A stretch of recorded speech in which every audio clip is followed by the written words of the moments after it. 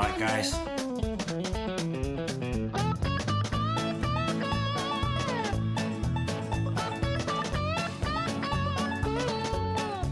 Yeah, good.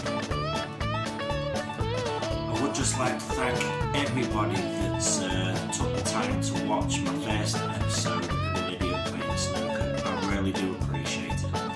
Everybody that's liked it on Facebook when I've posted the episode on YouTube onto there. Every subscriber that I've received since, thank you. I really appreciate it. I would like to shout out to Daryl Albiot, I hope I've said that right, mate, all the way from Nova Scotia in Canada. He left me a nice little comment on Facebook. The comment's just here. So thanks a lot, mate, I really appreciate it. And because of you, I'm going to do a few more tips. Okay, so here comes the tips. Tips time! Welcome to Tips Time. On last week's show, I showed you a handy little tip on how to cue straight, or making sure you're cueing straight with two cue balls lined up next to each other and giving yourself a minimum distance on the cue ball to strike.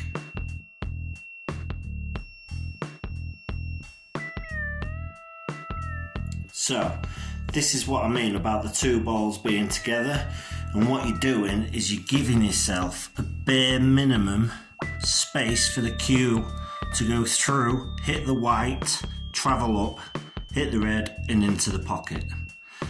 So what that does is helps you cue straight, because if you're not cueing straight, what'll happen is as you cue, so for example your cue goes through and you might tap the yellow. As you go through, you might tap the red. So it's not straight. So like I say, what those balls do there is help you cue straight.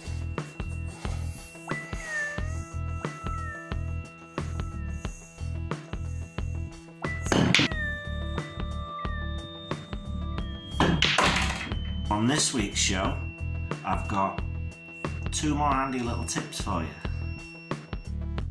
Well, here are those two helpful extra tips that I'm going to give you guys today. Well, you're probably wondering, dude, why on earth have you got a milk carton and a drinks container surrounded by hot chocolate boxes and paper? Well, eager beavers, all will be explained, I promise. Tip number one. Alright guys, so the first tip I'm going to give you today uses old recycled hot chocolate boxes, but you can use absolutely anything as long as they fit on your table and you got enough width room. All will be explained in a minute. But basically, this little tip still helps you along the lines of cueing straight.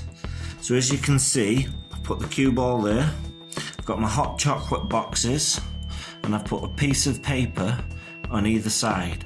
And on this side, I have the cue ball. I don't know whether you can just see it, just in the gap. And basically what I've done is I've lined up the paper with the pocket. So I've lined up a shot. And effectively what this does is helps you cue straight. Because if you're not cueing the cue ball straight, it'll miss. It helps you line up. I'll show you. Because when you go down to play the shot, you can't actually see the pocket because of the paper. There you go. And the handy thing is with this, every time you've played a shot, you just put the paper back, put another ball in place, and then take the shot.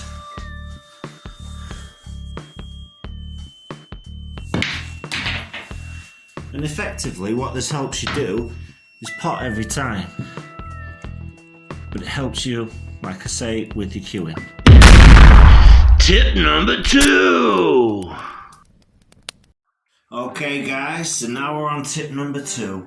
The tip you've all been waiting for. Why on earth, Robert, have you got the milk carton and the drinks bottle?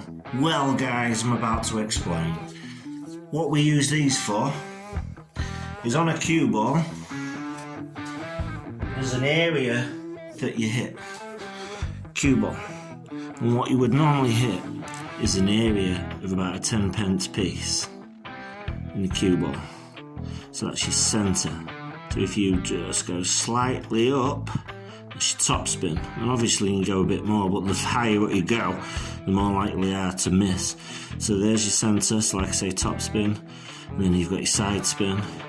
Then you've got your stun, your bottom spin, and then obviously your side spin. And then you've got your other angles that you do. But it's all about the size of a 10p piece. So here we come to the ball. Okay, about the size, 10p piece. Okay, so it's roughly, let's get that, about the size that you would be hitting. I don't know whether that makes any sense, but I'm trying for you guys at home. But it might make sense when I show you what I'm going to do. Okay, so here we go. Get my cue. And what we do, this also helps you cue straight.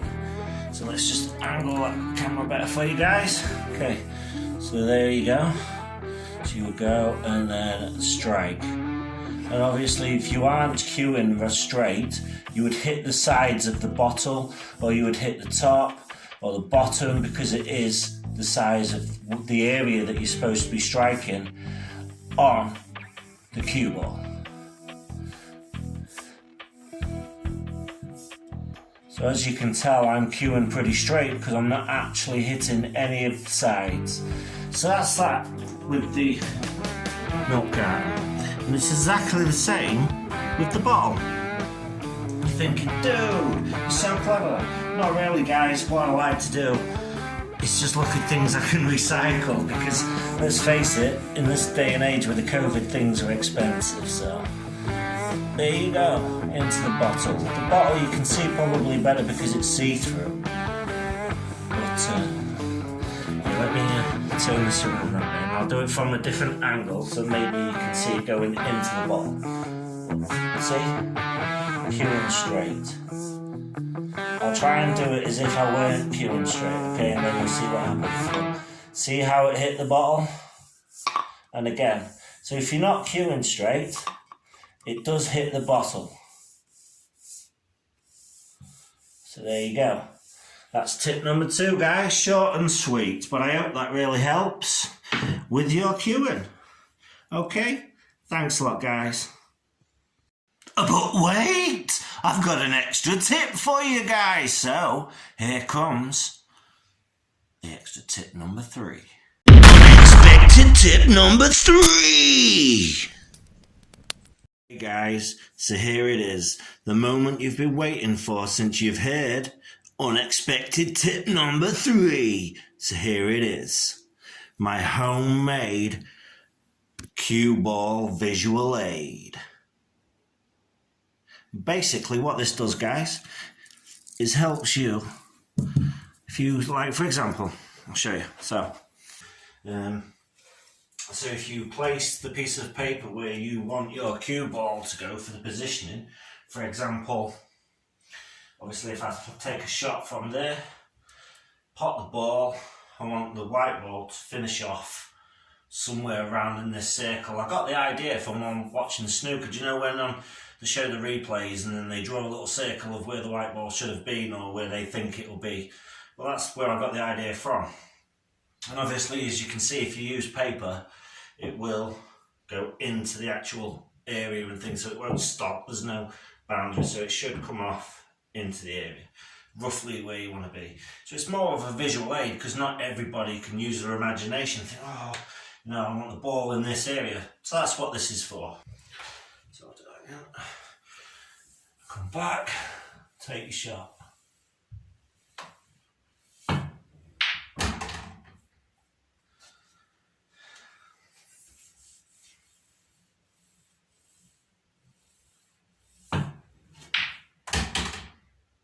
I do like to keep playing the same shot over and over. That's sort of what I'm doing.